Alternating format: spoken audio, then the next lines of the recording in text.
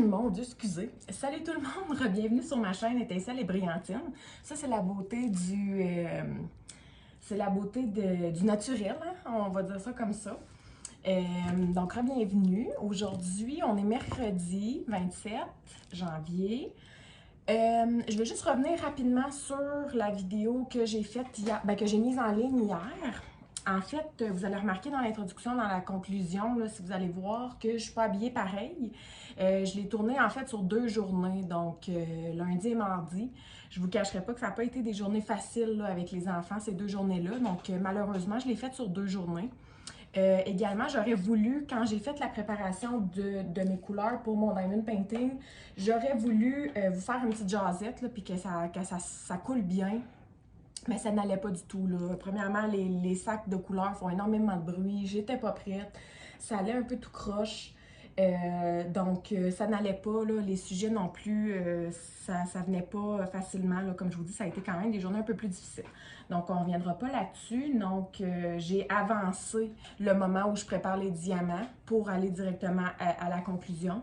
Au niveau de la conclusion, là, si vous voulez avancer directement, c'est autour de 9 minutes 40 si je ne me trompe pas.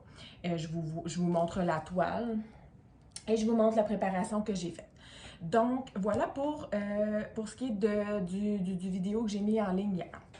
Aujourd'hui, je trouvais que c'était important de vous parler de c'est quoi le DMC. Donc, c'est quoi la charte de couleur DMC? On entend souvent ça parler dans le diamond painting et également dans le point de croix. Donc, tout simplement, DMC, c'est le nom donc dans les années antérieures, c'est le nom d'une compagnie. Je vais vous le mettre dans la vidéo. Et le nom, parce que, écoutez, je ne vais pas essayer de le prononcer, OK?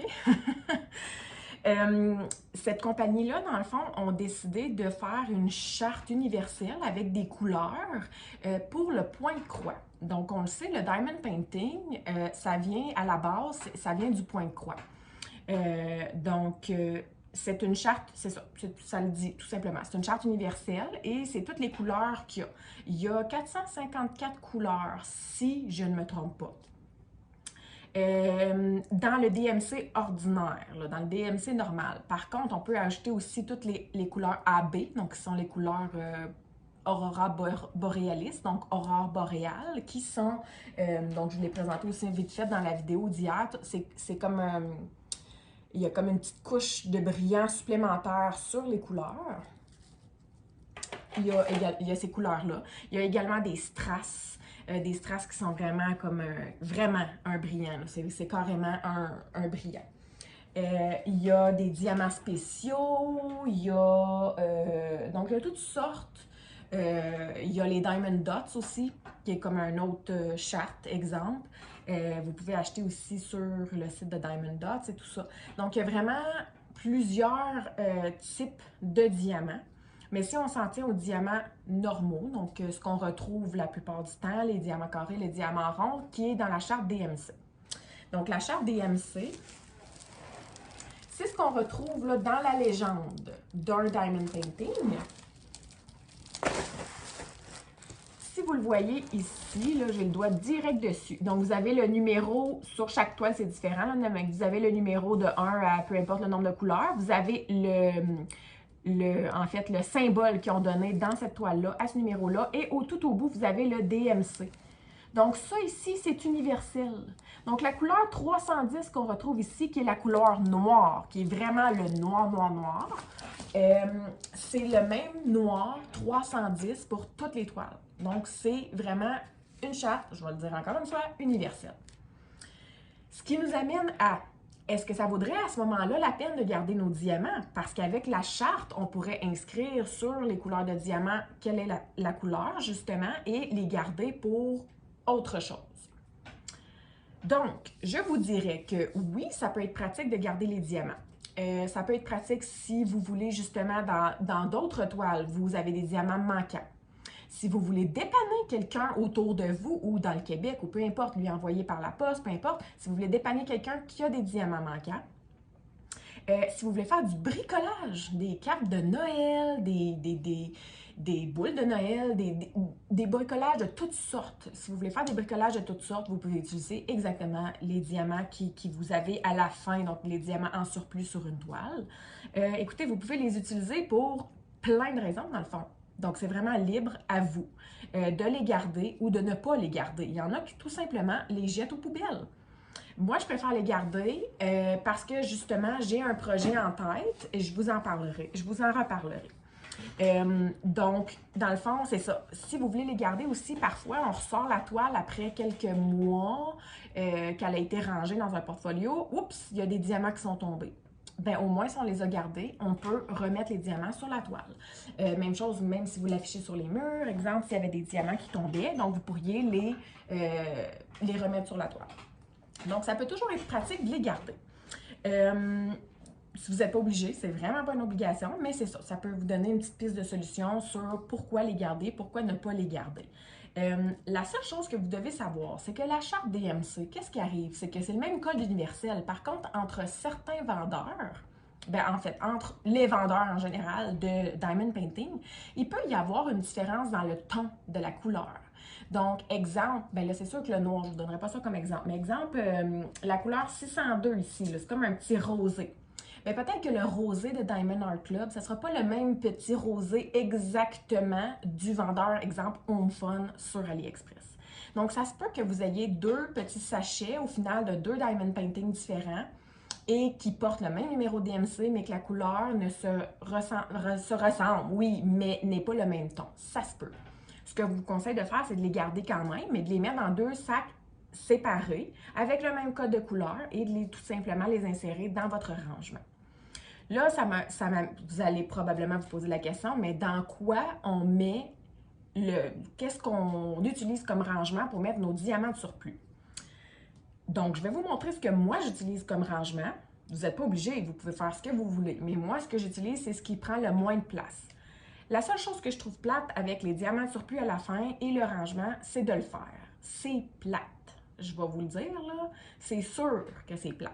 Prendre des petits baggies, là, des petits sacs Ziploc, des mini sacs Ziploc, écrire dessus la couleur, puis de les classer, c'est plate. Fait que moi, pour moi, c'est la partie que j'aime le moins des Diamond Painting. Je vais vous montrer dans quoi je le range. Il n'y a vraiment pas beaucoup de couleurs à date dans mes rangements parce que j'en ai un peu éparpillé ici et là et il y a beaucoup de diamonds que j'ai pas rangés encore parce que je sais ça, je trouve ça plate. Mais je vais vous montrer quand même. Plusieurs utilisent cette méthode-là, la méthode du cartable. Donc, vous avez un cartable, c'est pas un cartable très épais là, que j'ai, là. Je sais pas si c'est un 2 pouces ou un 1,5 pouces, bref. J'ai un cartable pour les carrés et j'ai un cartable pour les ronds. Je vais vous montrer seulement un cartable, là, mais c'est la même chose pour les deux. Dans mon cartable, j'ai des petites pochettes comme ça pour cartes de hockey ou pour cartes de collection, là, peu importe comment vous voudrez appeler ça, là, des petites pochettes comme ça.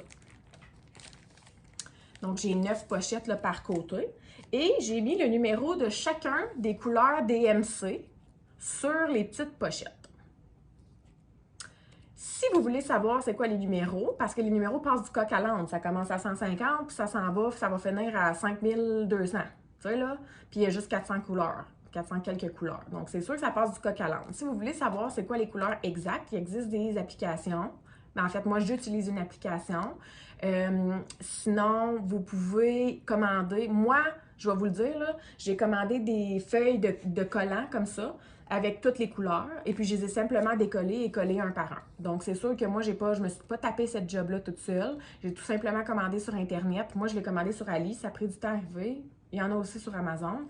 Des chartes, vous allez voir, là, donc tapez DMC, puis vous allez voir des autocollants où est-ce que vous avez tous les numéros DMC. Faites simplement les décoller un par un, puis ça finit là. Même chose pour mes pochettes. Je les ai commandées sur Amazon. Faites juste attention avec les pochettes. Moi, j'ai remarqué sur Amazon, dans le fond, ils vont vous vendre le nombre de pochettes en tant que tel. Mais ça ici, c'en est 9, mais eux autres, ils considèrent que du recto verso. Moi, je l'ai juste fait recto. Donc, c'est sûr qu'eux autres considèrent que ça, une page, c'en est 18 en réalité. Donc, faites juste aller voir niveau prix et niveau de nombre de pochettes que vous avez réellement, si c'est plus avantageux ou pas ou l'autre. Moi, personnellement, j'ai pris les Amazon Basics. Donc, souvent, vous allez voir des produits Amazon Basics. C'est des produits que Amazon vendent et sont souvent moins chers. Un peu comme le principe d'une marque maison. Kirkland, exemple. Donc, c'est vraiment, moi, j'ai pris ceux-là et je trouvais que c'était les moins chers pour la quantité qu'il y avait. J'en avais déjà moi-même un peu à la maison, là, donc c'est sûr que j'ai économisé un peu à ce niveau-là. Donc, dans le fond, c'est complètement du numéro 1 au dernier numéro. Et puis, dans le fond, quand j'ai un surplus, au final, tout ce que je fais, c'est je mets mon surplus dans un petit sac Ziploc avec le numéro dessus. Et puis, je l'insère dans la pochette avec le numéro de ce surplus-là. Tout simplement. Donc, si j'ai un autre Diamond Painting qui a ce même numéro de couleur-là, je vais faire la même chose. Donc, je vais mettre dans un sac distinct et je vais pouvoir les mettre dans 2 sacs séparés. Comme ça, s'il y a une légère différence dans le ton de la couleur, je vais avoir 2 sacs séparés. Je ne vous cacherai pas que s'il n'y a pas de différence dans la ton de couleur, je pourrais le mettre dans le même sac sans problème. Donc, ça n'a aucune différence. Et moi, dans ma petite application, je vous ferai une autre vidéo pour vous parler de la petite application que j'utilise. C'est un peu comme un logbook, donc un livre de notes, et j'entre toutes mes Diamond Painting là-dedans. Donc, autant si j'en attends un par la poste que si j'en ai déjà complété et tout ça. Donc, je les rentre toutes là-dedans. Il y a vraiment toutes les informations. C'est super bien fait.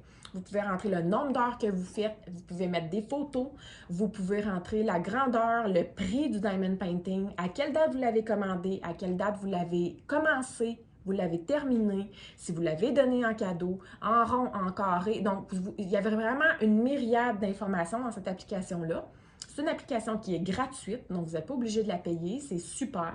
Et vous pouvez écrire aussi les couleurs que vous avez en stock. Vous finissez un Diamond Painting, vous allez dans la charte de couleurs, vous dites, moi la couleur 208, j'ai à peu près, ça ici, ça correspond à peu près à 2 paquets. Donc j'ai à peu près 2 paquets en stock, qui correspond à peu près 400e.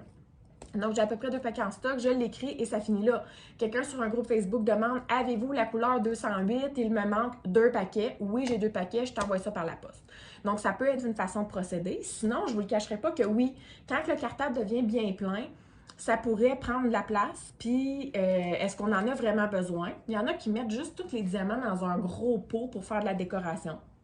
Les couleurs moins belles, peut-être vous pourriez faire ça ou tout ça. Mais moi, je préfère les garder parce qu'éventuellement, j'ai un petit projet en tête dont je vous reparlerai dans une autre vidéo parce que sinon, ça va être beaucoup trop long. C'est un projet quand même assez, pas spécial, là, mais je vous en reparlerai.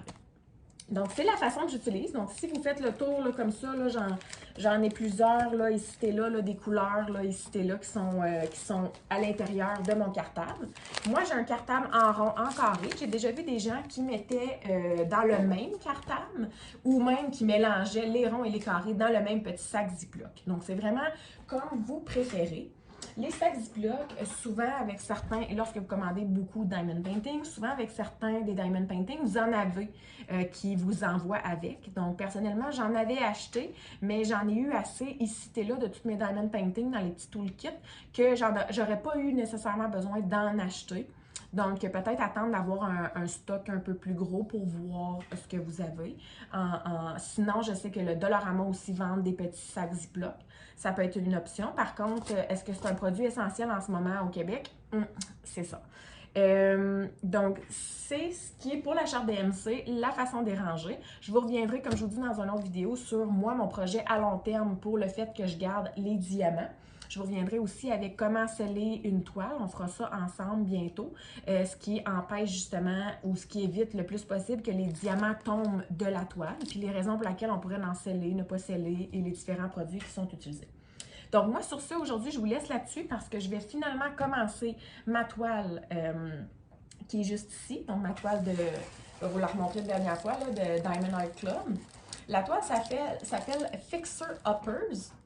Mais sur Diamond Art Club, la toile s'appelle Found Love in a Frosty Place. C'est la première fois que je vois une toile qui a un nom sur le site, puis que quand on la reçoit, elle a un autre nom ici. Mais quoi qu'il en soit, c'est la même toile. Donc, peu importe sous quel nom vous la connaissez, c'est celle-ci. Donc, je m'installe et je commence ça aujourd'hui. J'espère que la vidéo vous a plu. Si ça vous a aidé, faites un like. Et si vous avez des commentaires, n'hésitez pas à commenter. Donc, je vous souhaite une bonne journée.